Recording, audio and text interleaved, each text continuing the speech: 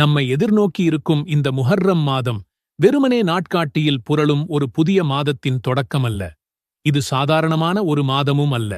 இது வானமும் பூமியும் படைக்கப்பட்ட காலம் தொட்டு இறைவனால் கண்ணியப்படுத்தப்பட்ட ஒரு புனித மாதமாகும். இது மனிதகுல வரலாற்றின் திருப்புமுனைகளை தன்னுள் அடக்கிய ஒரு வரலாற்றுப் பெட்டகம்.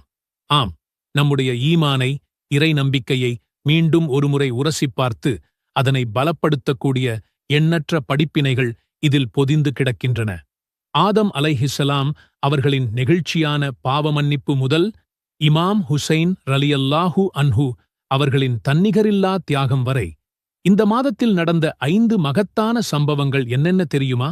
வாருங்கள், நம் உள்ளங்களை உலுக்கி ஈமானை மெருகேற்றக்கூடிய அந்த ஆழமான வரலாற்றுப் பயணத்திற்குள் நாம் அனைவரும் சேர்ந்து பயணிப்போம். முஹர்ரம் மாதத்தின் மகத்துவத்தையும் அதன் 10வது நாளான ஆஷூரா நாளின் சிறப்புகளையும் அதற்கு பின்னால் இருக்கும் படிப்பினைகளையும் இந்த வீடியோவில் விரிவாக பார்க்கலாம். பாருங்கள், நம் பயணத்தை மனிதகுலத்தின் தொடக்கத்திலிருந்து ஆரம்பிப்போம். நம்முடைய ஆதி தந்தை ஆதம் அலைஹிஸ்ஸலாம் அவர்களின் வரலாற்றிலிருந்து. தந்தையும் நம் அன்னை ஹவ்வா அலைஹிஸ்ஸலாம் அவர்களும் ஷைத்தானின் சதியால் இறைவனின் கட்டளையை மறந்து தடுக்கப்பட்ட கனியைச் சுவைத்தார்கள். அதன் விளைவாக அவர்கள் சொர்க்கத்திலிருந்து இந்த பூமிக்கு இறக்கப்பட்டார்கள். தாங்கள் செய்த தவற்றை உணர்ந்த மறுகணமே அவர்கள் உள்ளம் உடைந்து போனார்கள். அவர்கள் பட்ட வேதனையும் அவர்கள் சிந்திய கண்ணீரும் பல ஆண்டுகள் தொடர்ந்தது. எங்கள் இரட்சகனே, எங்களுக்கு நாங்களே அநீதி இழைத்துவிட்டோம். நீ எங்களை மன்னிக்காவிட்டால் நாங்கள் கைசேதப்பட்டவர்களாகி விடுவோம் என்ற அந்த உருக்கமான பிரார்த்தனையுடன் மன்னித்துவிட்டேன் என்ற இறைவனின் ஒற்றை வார்த்தைக்காக ஏங்கினார்கள். இஸ்லாமிய வரலாற்று அறிஞர்களின் குறிப்புகளின்படி அவர்களுடைய அந்த நீண்ட உண்மையான மனவருத்தத்தையும் கண்ணீரையும் இறைவன் ஏற்றுக்கொண்டு தன் எல்லையில்லா கருணையை அவர்கள் மீது பொழிந்த அந்த திருநாள்தான் முஹர்ரம் மாதத்தின் 10வது நாளான ஆஷூரா நாள் என்று சொல்லப்படுகிறது. சிந்தித்துப் பாருங்கள் சகோதரர்களே, இந்த நிகழ்விலிருந்து நாம் கற்றுக்கொள்ளும் மகத்தான பாடம் என்ன? மனிதன் தவறு செய்வது இயல்பு. ஆனால் செய்த தவறு எவ்வளவு பெரியதாக இருந்தாலும் அதற்காக உண்மையான உள்ளத்துடன் வருந்தி இறைவனின் சமூகத்தில் கையேந்தினால் மன்னிப்பதற்கு அவன் அளவற்ற கருணையுடன் காத்திருக்கிறான் என்பதுதான். இறைவனின் கருணைக்கும் பாவமன்னிப்பின் முக்கியத்துவத்திற்கும் ஆதம் அலைஹிஸ்ஸலாம் அவர்களின் இந்த நிகழ்வை விட சிறந்த உதாரணம் இருக்க முடியுமா? அடுத்ததாக நாம் பார்க்கப் போகும் சம்பவம் இறை நம்பிக்கையின் உச்சத்தையும் பொறுமையின் மகத்துவத்தையும் நம் கண்முன்னே நிறுத்துகிறது. சிந்தித்துப் பாருங்கள், ஒரு நாள், 2 நாட்கள் அல்ல, 10 வருடங்கள், 100 வருடங்கள் அல்ல, சுமார் 950 ஆண்டுகள் ஒரு இறை தூதர் நூஹ் அலைஹிஸ்ஸலாம் அவர்கள் தன் சமூகத்தை நன்மையின் பக்கம் அழைக்கிறார். ஆனால் பதிலாக கிடைத்தது என்ன? பரிகாசமும் ஏளனமும் புறக்கணிப்பும் தான். இறுதியாக அந்த அக்கிரமக்கார சமூகத்தை அழிக்க இறைவனின் கட்டளை ஒரு மாபெரும் வெள்ளப்பெருக்கின் வடிவில் வந்தது. அந்த பிரளயத்திலிருந்து நம்பிக்கையாளர்களை காப்பாற்ற ஒரு பெரிய கப்பலை கட்டுமாறு நூஹ் அலைஹிஸ்ஸலாம் அவர்களுக்கு இறைவன் ஆணையிட்டான். மக்கள் அவரை பார்த்து, தண்ணீரே இல்லாத பாலைவனத்தில் கப்பலா என்று கேலி செய்தனர். ஆனாலும் நூஹ் அலைஹிஸ்ஸலாம் அவர்கள் இறைவனின் கட்டளையை மட்டுமே நம்பினார்கள். வானம் பிளந்து மழை பொழிய, பூமியிலிருந்து நீரூற்றுகள் பீரிட்டெழ, மலைகளைப் போன்ற அலைகளுக்கு மத்தியில் நம்பிக்கையாளர்களைச் சுமந்தபடி அந்த கப்பல் பல மாதங்கள் மிதந்தது.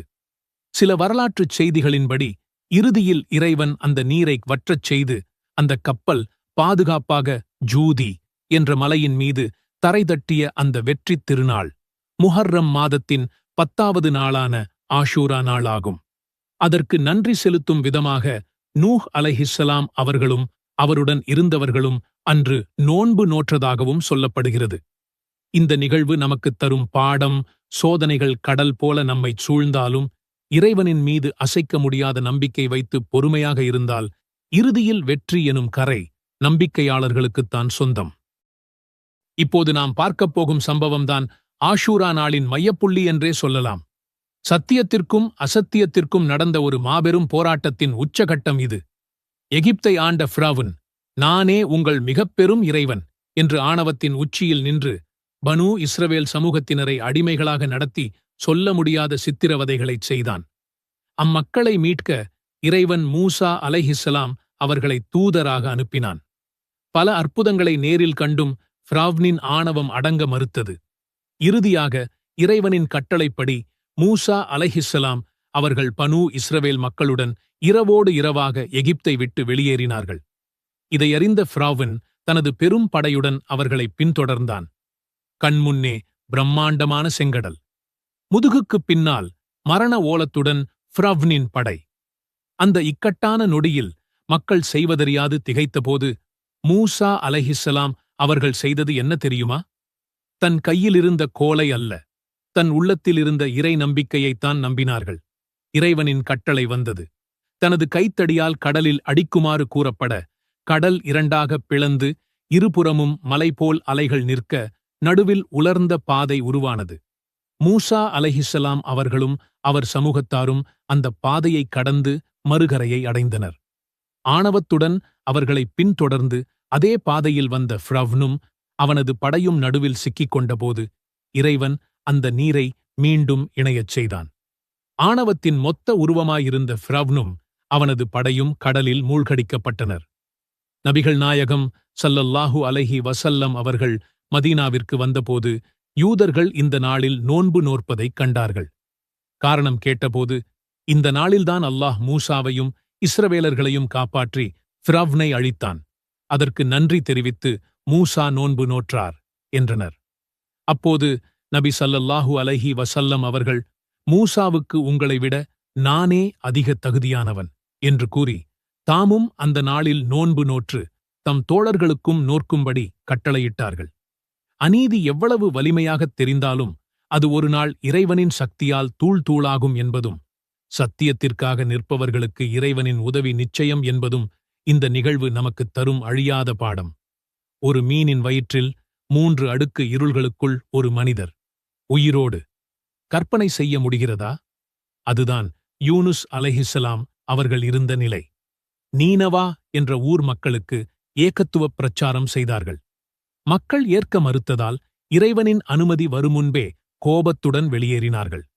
கப்பலில் சென்றபோது புயலில் சிக்க சீட்டு போட்டு கடலில் குதிக்க வைக்கப்பட்டார்கள்.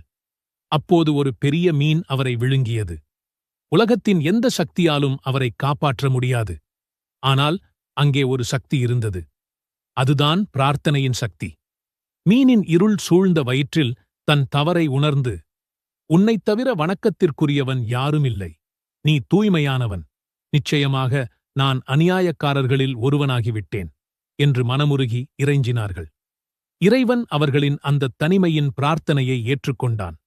சில இஸ்லாமிய வரலாற்று நூல்களின்படி அந்த மீன் அவர்களை பாதுகாப்பாக கடற்கரையில் கொண்டு வந்து சேர்த்த அந்த அற்புத நிகழ்வும் ஆஷூரா நாளன்றுதான் நிகழ்ந்ததாக குறிப்பிடப்படுகிறது. இந்த நிகழ்வு நாம் எந்த நிலையில் எவ்வளவு பெரிய ஆபத்தில் தனித்துவிடப்பட்டாலும் உண்மையாக இறைவனை அழைத்து பிரார்த்தித்தால் அவன் அந்த துன்பத்திலிருந்து நம்மை மீட்டெடுப்பான் என்பதற்கு மிகச் சிறந்த சான்றாகும். சகோதரர்களே, இதுவரை நாம் பார்த்த 4 சம்பவங்களும் இறைவனின் உதவியால் கிடைத்த வெற்றிகளையும் அற்புதங்களையும் கொண்டாட்டங்களையும் பற்றியது. ஆனால் இந்த 5வது சம்பவம் முஹர்ரம் மாதத்தின் ஆன்மாவை நமக்கு வேறு ஒரு கோணத்தில் காட்டுகிறது. இது வெற்றியின் கதை மட்டுமல்ல, இது தியாகத்தின் கதை. சத்தியத்திற்காக அனைத்தையும் அர்ப்பணித்த ஒரு தியாகத்தின் சிகரம். நபிகள் நாயகம் ஸல்லல்லாஹு அலைஹி வஸல்லம் அவர்களின் அன்பு பேரர் இமாம் ஹுசைன் ரலியல்லாஹு அன்ஹு அவர்கள் ஹிஜ்ரி 61ஆம் ஆண்டு முஹர்ரம் மாதம் 10ஆம் நாள் ஈராக்கின் கர்பலா என்ற பாலைவனத்தில் உயிர்த்தியாகம் செய்த அந்த துயரம் நிறைந்த நாள் இது. அன்றைய ஆட்சியாளரான யசீதின் இஸ்லாத்திற்குப் புறம்பான அநீதியான ஆட்சிக்கு கட்டுப்பட்டு சத்தியத்தை மண்டியிடச் செய்ய இமாம் ஹுசைன் அவர்கள் மறுத்தார்கள். கூபா மக்கள் அழைத்ததை நம்பி தன் குடும்பத்தினர் மற்றும் சில தோழர்களுடன் பயணம் மேற்கொண்ட அவர்களை வழியிலேயே கர்பலா என்ற இடத்தில் யசீதின் பெரும் படை தடுத்து நிறுத்தியது. புராத் நதி அருகிலிருந்தும் பச்சிளம் குழந்தைகள் உட்பட யாருக்கும் தண்ணீர் கொடுக்காமல் தடுத்தது. அவமானத்துடன் வாழ்வதை விட கண்ணியத்துடன் மரணிப்பதே மேலானது என்ற கொள்கை முழக்கத்துடன் அந்தச் சிறிய கூட்டம் அந்த பெரும் படையை எதிர்த்து நின்றது. இமாம் ஹுசைன் அவர்களும் அவர்களின் குடும்பத்தினரும் தோழர்களும் இஸ்லாத்தின் உன்னதக் கொள்கைகள் நிலைக்க வேண்டும் என்பதற்காக தங்கள் இன்னுயிரை அர்ப்பணித்தார்கள். கர்பலா நிகழ்வு ஒரு கொண்டாட்டத்திற்கான நாள் அல்ல, அது ஒரு படிப்பினைக்கான நாள். அநீதிக்கு முன் தலைவணங்குவதை விட சத்தியத்திற்காக தலை கொடுப்பதே மேலானது என்ற மகத்தான பாடத்தை இமாம் ஹுசைன் அவர்களின் தியாகம் இறுதி நாள் வரை இந்த உலகிற்கு பறைசாற்றிக் கொண்டே இருக்கும்.